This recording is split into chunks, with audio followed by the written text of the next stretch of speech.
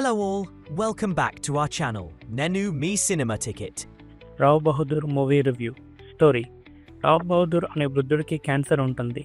డాక్టర్లు తనకు 4 నెలలు మాత్రమే జీవిస్తారని చెప్తారు. కానీ రోజులు నెలలు గడిచిన ఆయన చనిపోడు. దానికి కారణం ఆయన మనసులో ఎన్నో సంవత్సరాలుగా వెంటాడుతున్న ఓ ప్రశ్న. ఆ ప్రశ్నకు సమాధానం దొరికితేనే తనకు ప్రశాంతమైన మరణం వస్తుందని ఆయన నమ్ముతుంటాడు. ఆ ప్రశ్న ఏమిటి, ఆ సమాధానం ఎలా వెతికాడు, చివరికి ఆయనకు అది దొరికిందా అనేదే ప్రధాన కథ. పాజిటివ్. సినిమా మొదటి 10 నిమిషాల్లోనే మెయిన్ కాన్ఫ్లిక్ట్ ప్రేక్షకులకు అర్థమవుతుంది. అక్కడి నుంచి కథ వేగంగా ముందుకు వెళ్తుందని అనిపిస్తుంది. కానీ అసలు బలం మొత్తం సెకండ్ హాఫ్లోనే ఉంటుంది. రావ్ బహదూర్ మనసులో ఉన్న ప్రశ్న ఒక్కో క్యారెక్టర్ ద్వారా నెమ్మదిగా బయటపడుతూ కథ ఆసక్తికరంగా మారుతుంది. క్లైమాక్స్కి వచ్చేసరికి దర్శకుడు వెంకటేష్ మహా స్టైల్ కనిపిస్తుంది. ఆయన సినిమాలో ఉండే డిఫరెంట్ ఎడిటింగ్ ఈ సినిమాలో కూడా బాగా వర్కౌట్ అయ్యింది. సెకండ్ హాఫ్ మొత్తం ఎంగేజింగ్గా ఉంటుంది. సెటరికల్ కామెడీ కూడా చాలా బాగా పనిచేసింది. హౌస్ కీపర్ పాత్ర, ఫ్రెండ్ పాత్ర, పోలీస్ పాత్ర ఇలా దాదాపు ప్రతి క్యారెక్టర్కు సరైన క్యాస్టింగ్ చేశారు. పర్ఫార్మెన్సెస్.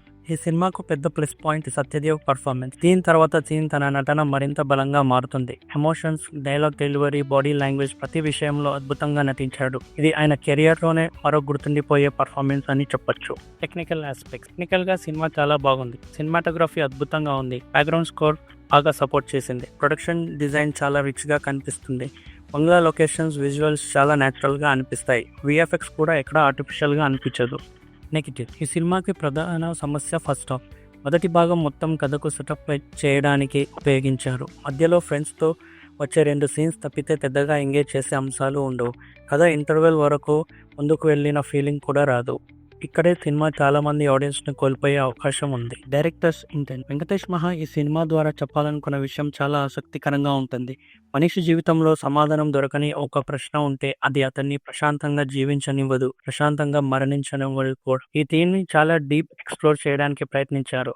అయితే ఆ ఆలోచన పూర్తిగా ప్రేక్షకులకు కనెక్ట్ చేయడంలో మాత్రం దర్శకుడు హాఫ్ సక్సెస్ మాత్రమే సాధించారని నాకు అనిపించింది. Final verdict. రావ్ బహదూర్ ఒక స్లో బర్న్ డ్రామా. మీకు క్యారెక్టర్ డ్రివెన్ సినిమాలు, ఫిలాసఫికల్ థీమ్స్, స్లో నరేషన్ ఇష్టమైతే ఈ సినిమాకి నచ్చే అవకాశం ఉంది. కానీ ఫాస్ట్ పేస్ కమర్షియల్ ఎంటర్టైన్మెంట్ ఆశించి వెళ్తే ఫస్ట్ హాఫ్ మాత్రం ఖచ్చితంగా పరీక్షిస్తుంది. సెకండ్ హాఫ్ పర్ఫార్మెన్సెస్, క్లైమాక్స్ కోసం ఈ సినిమాని ఒకసారి ట్రై చేయొచ్చు. ఇంకా ఇలాంటి ఇంట్రెస్టింగ్ మూవీ రివ్యూల కోసం మా ఛానల్ను సబ్స్క్రైబ్ చేయండి. Until next time, keep watching great movies.